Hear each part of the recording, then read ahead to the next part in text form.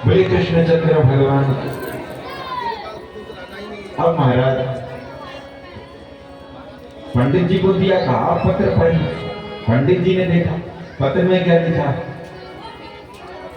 रुक्मिणी इस पत्र में लिखी हुई थी कि हमने आपको आंखों से कभी देखा नहीं, लेकिन कानों से आपके विषय में बहुत कुछ सुन रखा है, और कानों से आपके विषय में सुनते सुनते सुनते सुनते हमारे हृदय में आपका एक चित्र अंकित हो गया, छप गया।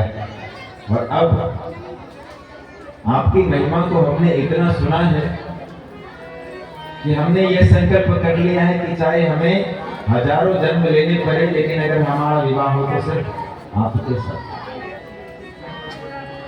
अच्छा, आप ये सोच रहे होंगे कि विवाह तो हो जाएगा, लेकिन इस विवाह में इनका जो बड़ा भाई रुक्मी है वो बड़ा खड़ूस है, वो विवाह होने नहीं दे रहा।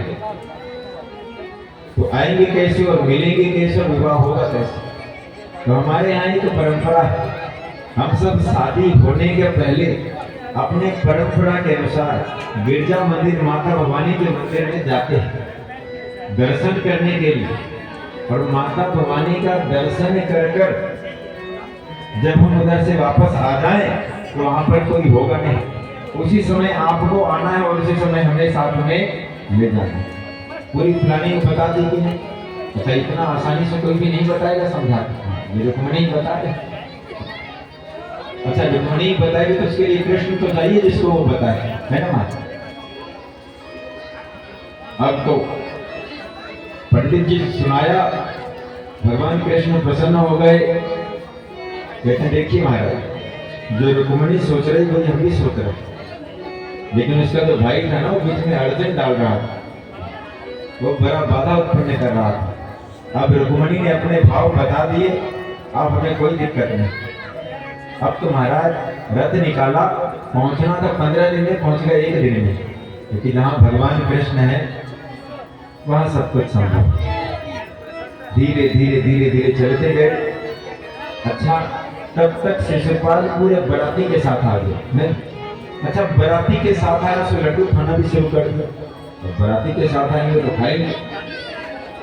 अब शिशुपाल ने सभी को कहा कि देखो, अब तुम लोग हर कोने कोने में लग जाओ, अगर कहीं भी कृष्ण दिख जाए तो उसे पकड़ लेना, लेकिन कृष्ण को पार मत होने देना, हमारे पास लाना।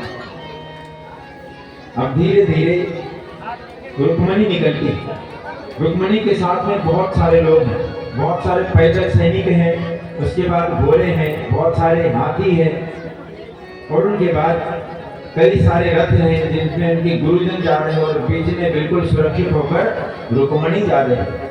चलते चलते चलते चलते वो रथ गिरजा मंदिर में पहुंच गया, माता भवानी के मंदिर में पहुंच गया। माता भवानी के मंदिर में गई, रुक्मिणी ने कहा हमने आज तक जितने भी पुण्य किए, अनुष्ठान किए, जप किए, तप किए, और भी जो कुछ किया है, उन सभी का हम एक ही फल चाहते हैं। वो सब का फल क्या है? हमें बस भगवान कृष्ण पति के रूप में प्राप्त हो जाए, यही चाहते हैं, और इसके सिवाय कुछ नहीं चाहते। माता भवानी ने कहा, अब वो तो मूर्ति थी, लेकिन माता भवानी साक्षात प्रकट हो गई। माता भवानी ने कहा तथास्तु, तुम्हें जैसा वर चाहिए वैसा ही मिलेगा। माता भवानी की जो मूर्ति थी वो मुस्कुराने लगी, उनके गले की माला निकलकर रुक्मिणी के गले में आ गई। बोलिए जगदम्बा माता की। और महाराज उनके गले में आ गई, रुक्मिणी प्रसन्न हो गई। उनके बाद धीरे धीरे धीरे धीरे गिरजा मंदिर से बाहर आई, और इधर क्या हुआ? शिशुपाल पूरे सैनिकों के साथ तैयार, कोने को